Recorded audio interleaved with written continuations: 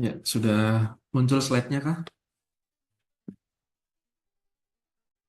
Sudah Ya, muncul sudah dok, muncul ya. tinggal di slideshow ya. Ah, Sudah di slideshow, sudah muncul ya.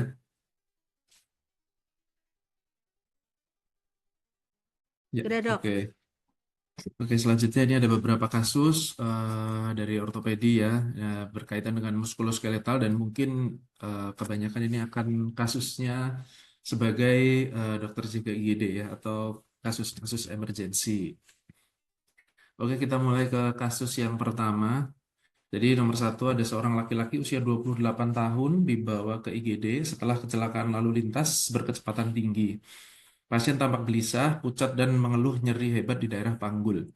Nah, ini dari pemeriksaan fisik, kita dapatkan tekanan darah 80/50, nadi 130 kali per menit, pernapasan 28 kali per menit.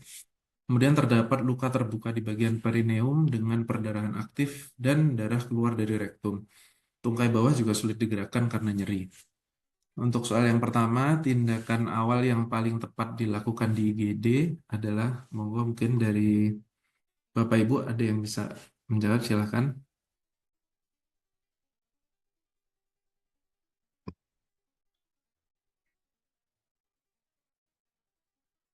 Ya, oke. Sudah mulai dijawab ya. Jadi jawabannya adalah C, benar. Ya intinya pada kasus-kasus emergensi di ortopedi, di sini kita lihat bahwa X-ray di sini terlihat bahwa pelvisnya atau simfisis pubisnya terdapat widening dan juga pada area SI joint sisi sinistra ini juga terdapat rupture ya atau widening sehingga ini kita sebut dengan unstable pelvic injury di mana unstable pelvic injury ini kalau dalam ATLS paling sering itu selalu akan masuk ke C ya atau circulation, selalu akan muncul problem circulation. Seperti pada pasien ini tekanan darahnya 80/50 ya berarti dia masuk dalam shock. Shock pada kasus trauma akan selalu relate ke shock hemorrhagic ya. Hemorrhagic shock. Kemudian tindakan yang paling awal dilakukan adalah ketika di ATLS ini maka C ini akan include ke dalam satu stop the bleeding ya berarti adalah pemasangan pelvic binder ya supaya terjadi volume yang stabil tidak meningkat lagi perdarahan di dalam kafum pelvisnya. Kemudian yang kedua adalah replace the volume sehingga resusitasi cairan agresif juga harus dikerjakan. Untuk yang jawaban A, ini pemeriksaan CT scan pelvis, ini biasanya masuk ke dalam secondary survey, sehingga ini bukan yang paling awal dilakukan. Kemudian yang B ini reduksi fraktur pelvis dan fiksasi internal, ini masuk ke dalam definitive treatment. Untuk yang D ini debris demang luka perineum juga termasuk di definitive treatment. Kemudian pemasangan kateter urin untuk evaluasi hematuria ini juga jawaban yang salah. Meskipun di circulation itu kita juga perlu mengevaluasi hasil resusitasi kita dengan salah satunya juga pemasangan kateter urin.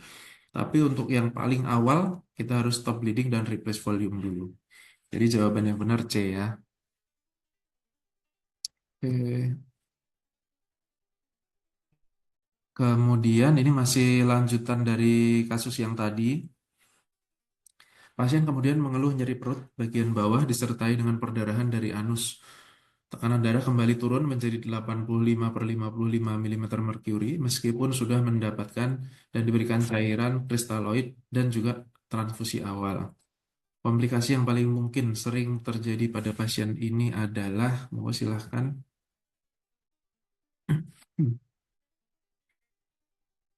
Oke, sudah muncul jawabannya. Jawabannya mayoritas menjawab B ya. Cedera rektum akibat fraktur pelvis ya. Jadi untuk para dokter sekalian, salah satu injury yang cukup menjadi komplikasi pada fraktur pelvis itu selain ruptur pada buli, itu yang selanjutnya juga adalah cedera rektum. Dalam kasus ini ada kata kuncinya adalah perdarahan keluar dari anus. Jadi kasus fraktur pelvis disertai dengan perdarahan dari anusnya juga cukup sering dan ini menjadikan frakturnya menjadi eh, komplikasinya lebih lagi karena Kita tahu bahwa rektum ya, mengandung feses ya, dan apabila terjadi open fracture ya, yang mencederai rektum, maka kotorannya atau fesesnya akan juga berisiko untuk meningkatkan risiko komplikasi infeksi pada pasien dengan cedera pelvis ya. Kemudian jawaban yang lain ya, yang A ini juga sebenarnya ini salah satu yang cukup sering, tetapi karena di sini tidak ada kata kunci keluar cairan dari keluar darah dari meatus ya atau dari uretra. Biasanya kalau jawabannya ruptur kandung kemih atau ruptur di uretra ini biasanya ada kata kuncinya eh, keluar darah dari meatal bleeding atau keluar darah dari uretra. Dan ini adalah salah satu kontraindikasi untuk dilakukannya pemasangan kateter urin ya. Kemudian yang nomor yang B ini adalah jawaban yang benar. Kemudian C, ileus paralitik ya ini agak jarang dan ileus paralitik juga tidak menyebabkan tekanan darah yang kembali turun. Ya, kemudian perdarahan saluran cerna bagian atas ini juga cukup jauh. Kemudian peritonitis akibat perforasi usus halus ini juga cukup jauh. Ya, jadi jawaban yang benar adalah B. Oke, ini selanjutnya kasus yang nomor 2. Jadi seorang laki-laki usia 32 tahun datang ke IGD setelah kecelakaan bermotor. Kemudian pasien mengeluhkan nyeri hebat pada tungkai bawah kiri. Kaki tampak bengkak dan tegang. Pasien mengeluh nyeri semakin berat meskipun sudah diberikan analgetik. Dari pemeriksaan fisiknya, didapatkan tungkai bawah kiri tampak tegang, kemudian kulitnya mengkilat, kemudian terdapat nyeri hebat saat digerakkan pasif jari kaki, kemudian nadi dorsalis pedis terlaba lemah, sensasi mulai berkurang, hypoestesia ya, kemudian tidak ada luka. Dari tanda vital, tensi masih normal, kemudian nadi juga sedikit meningkat. Pertanyaan nomor 1, diagnosis klinis yang paling mungkin. Silakan teman-teman.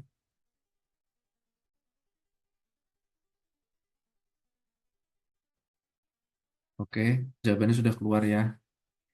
Jawabannya mayoritas menjawab C, compartment syndrome akut. Jawabannya benar. Nah, di kasus ini sebenarnya ada beberapa kata kunci ya pada compartment syndrome. Yang pertama adalah bahwa tungkai bawah kiri tampak tegang. Ya, kemudian tampak mengkilat. Jadi adanya peregangan pada kulit ya menyebabkan kulit ini mengkilat. Ya, akhirnya Ada bonnya nggak tapi? Ada bonnya nggak ya? kemudian juga terdapat nyeri hebat saat kaki digerakkan secara pasif. Nah, ini adalah biasanya disebut dengan passive stretch pain, yang mana apabila kita gerakkan jari kaki itu akan menyebabkan pasif stretch ya. Stretch pada area kompartemen posterior kaki, ya, posterior cruris, yang mana itu adalah tempat yang paling sering terjadinya kompartemen sindrom. Kemudian sensasi mulai berkurang, ya itu berarti sudah mulai ada parestesia. Nah, tidak tampak luka terbuka. Nah, di kasus ini memang tidak ada tampak luka terbuka, tetapi teman-teman juga jangan terkecoh ketika ada open fracture, ya artinya sudah ada luka. Ada lukanya, apakah masih bisa mungkin terkena compartment syndrome? Jadi jawabannya adalah pada open fracture, meskipun sudah ada luka, fasianya mungkin sobek, itu masih tetap ada kemungkinan terjadinya akut compartment syndrome. Jadi jangan terkecoh apabila nanti soalnya ada tampak luka terbuka ya. Kemudian kita bahas jawaban satu-satu dari jawaban deep vein thrombosis yang A. Ini sebenarnya salah satu DD dan cukup sering ditanyakan jadi bagian ortopedi. Jadi karena ini kasusnya adalah akut ya, sehingga deep vein thrombosis ini lebih tidak cocok. Jadi ada beberapa kasus yang kalau deep vein thrombosis ini cenderung kronis ya. Kemudian tanda-tandanya juga hampir sama dengan akut compartment syndrome, tetapi mungkin kalau dibahas lebih dalam nanti akan ada beberapa perbedaan. Kemudian fraktur tertutup tanpa komplikasi ini juga mohon maaf. Ini juga bukan ya karena di sini sudah jelas bahwa tidak ada tanda pasti fraktur pada soal ya yaitu krepitasi juga tidak ada, kemudian apa angulasi ataupun deformitas pada kaki itu juga tidak ada.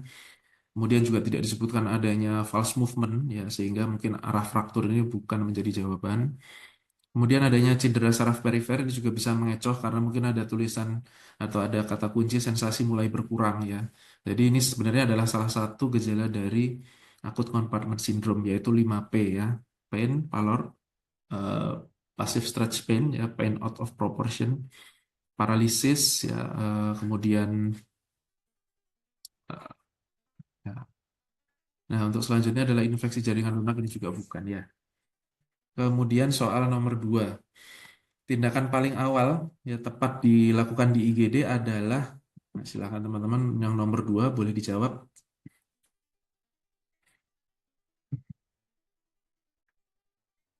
Oke, ya jawabannya sudah muncul, sebagian besar menjawab D. Ya, ini sebenarnya jawabannya betul, jawabannya betul. Yaitu pertama kali yang bisa dilakukan teman-teman di IGD pada saat mencurigai adanya kompartmen sindrom. Ya, meskipun biasanya kompartmen sindrom pun bisa muncul pada terjadinya fraktur, sehingga agak dilema pada fraktur kita harus memasang bidai atau melakukan imobilisasi, entah itu bisa dengan splint ya, atau mungkin dengan apa bidai yang berada di IGD, atau mungkin juga bisa dengan slab ya. Nah, ini kalau ada terjadi atau kecurigaan adanya kompartmen sindrom, maka imobilisasi ini bisa agak sedikit dikendorkan. Sehingga kalau dalam kasus tidak ada fraktur, maka yang bisa kita lakukan pertama adalah melepas balutan ketat dan segera rujuk untuk fasiotomi. Untuk jawaban yang lain, CT scan tukai bawah bukan. Ini juga CT scan biasanya kita gunakan untuk apa namanya mendeteksi ya, fraktur-fraktur yang mungkin dari X-ray masih perlu, atau fraktur kompleks yang dari X-ray tidak bisa terevaluasi. Kemudian pemberian antibiotik intravena ini bukan, karena kasus ini bukan kasus infeksi. Kemudian elevasi tungkai dan observasi. Nah, ini jangan salah juga untuk elevasi tungkai ya. Kalau nanti tulisannya adalah elevasi setinggi jantung, maka itu pun juga bisa benar ya, elevasi setinggi jantung. Tapi kalau elevasinya lebih tinggi dari jantung, maka akan meningkatkan resiko hipoperfusi pada jaringan juga, karena sudah ada kompartmen sindrom, kemudian di elevasi yang melebihi jantung, nah itu akan bukannya menurunkan bengkaknya, tetapi justru akan meningkatkan resiko hipoperfusinya. Kemudian yang E, pemasangan gips imobilisasi. Nah, ini dalam kasus ini tidak ada fraktur, sehingga justru malah kontraindikasi ya. Kemudian kita lanjut ke soal nomor 3. Tindakan berikut yang paling tidak boleh dilakukan pada kondisi ini adalah, oke, jawabannya sudah muncul. Ada yang menjawab C, mungkin ada yang juga menjawab D ya. Ya, jadi teman-teman, jawaban yang benar adalah jawaban C. Ya, menunggu hasil pemeriksaan tekanan kompartemen sebelum rujukan. Jadi memang pada kasus kompartemen sindrom kita boleh melakukan pemeriksaan penunjang ya. Jadi di sini sifatnya adalah hasil pemeriksaan ini adalah pemeriksaan penunjang karena kita melakukan pemeriksaan tekanan kompartemen. Tetapi dalam kasus akut kompartemen sindrom itu diagnosisnya mostly ditegakkan dengan klinis ya, sehingga penunjang ini tidak perlu ditunggu ya untuk mengirim atau melakukan rujukan ya. Kemudian kita bahas jawaban yang lain. Yang nomor A ya, ini justru boleh dilakukan ya, melepaskan balutan, kemudian memberikan oksigen dan analgesik kuat ini boleh dilakukan. Kemudian yang D, menjaga posisi tungkai setinggi jantung, ini juga boleh dilakukan. Jadi kenapa posisi tungkai ini dijaga setinggi jantung? Karena apabila tadi seperti yang kasus sebelumnya, yang nomor sebelumnya, kalau kita meninggikan tungkai di atas jantung, maka resiko hipoperfusi akan meningkat.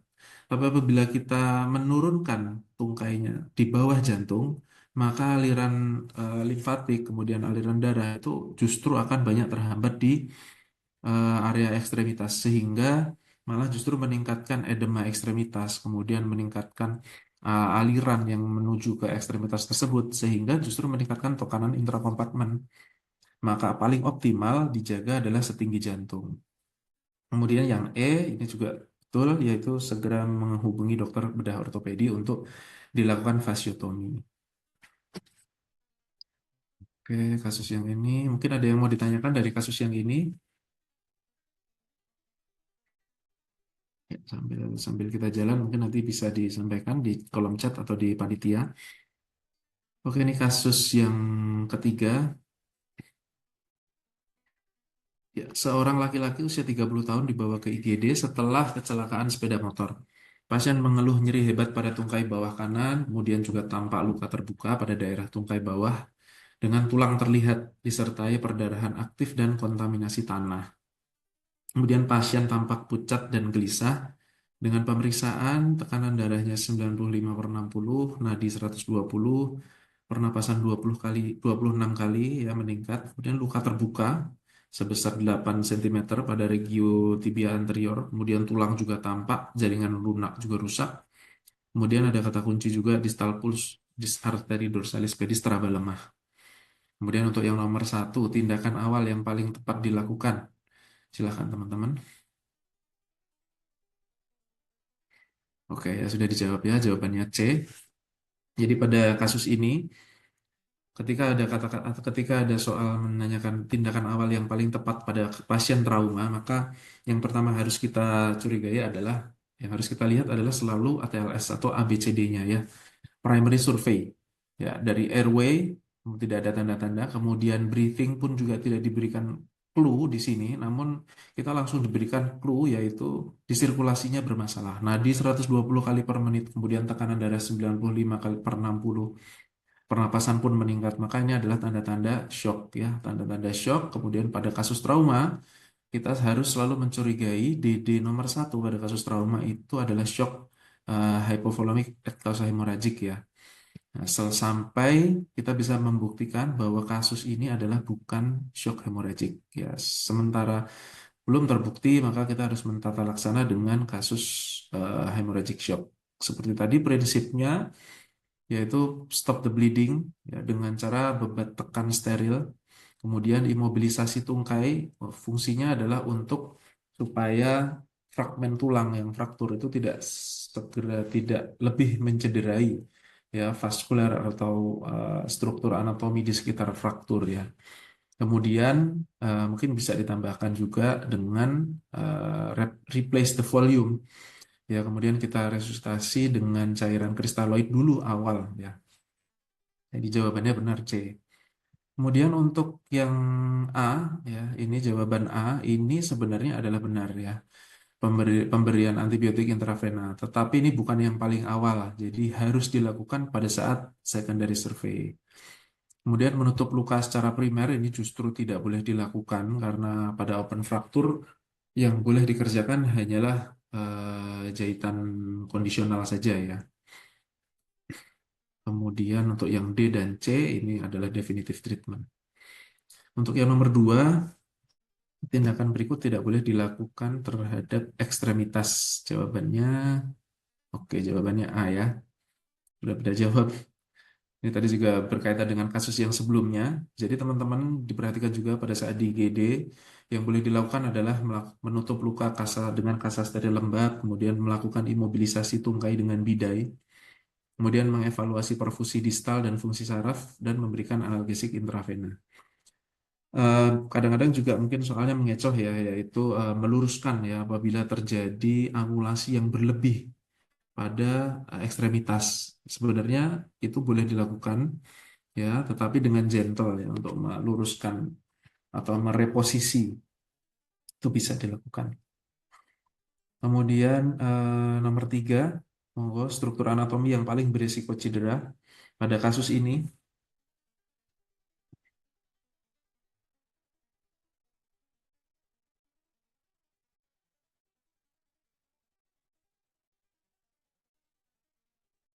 Oke, udah ada yang jawab ya. Oke, ada yang jawab E, saraf tibialis, ada yang juga jawab C, arteri tibialis anterior. Nah, di sini teman-teman ada kata kuncinya ya. Di kasus ini adalah ada kata kunci yang paling terakhir yaitu distal pulse arteri eh, dorsalis pedis teraba lemah ya, arteri dorsalis pedis teraba lemah. Nah, ini dorsalis pedis adalah lanjutan dari arteri tibialis anterior ya. Sehingga ada fraktur kruris ini ya, yang paling curiga cedera adalah arteri tibialis anterior. Jawabannya adalah C ya. Untuk yang saraf tibialis ya ini bisa terjadi namun sifatnya ada di sisi posterior. Ya, secara anatomi ini berada di sisi posterior sehingga cenderung jarang cedera, dan yang lebih sering cedera dalam kasus ini juga kita berikan kata kunci yaitu arteri dorsalis pedisnya. Ya, kemudian arteri perennius ya sebenarnya arteri perennius juga posisinya juga berada di sisi lateral, tetapi kasus ini khusus spesifik menyebutkan arteri dorsalis pedis. Jadi kata kuncinya adalah arteri sebelum dorsalis pedis atau cabangnya, yaitu adalah arteri tibialis anterior. Oke, mungkin ini adalah kasus terakhir dari ortopedi dari bagian muskuloskeletal. Mungkin teman-teman kalau ada yang mau tanya, Bapak Ibu dokter sekalian, kalau ada yang mau tanya silahkan bisa chat atau bisa menghubungi ke chat ke panitia. Mungkin sekian dari res ortopedi. Saya kembalikan lagi ke moderator. Terima kasih.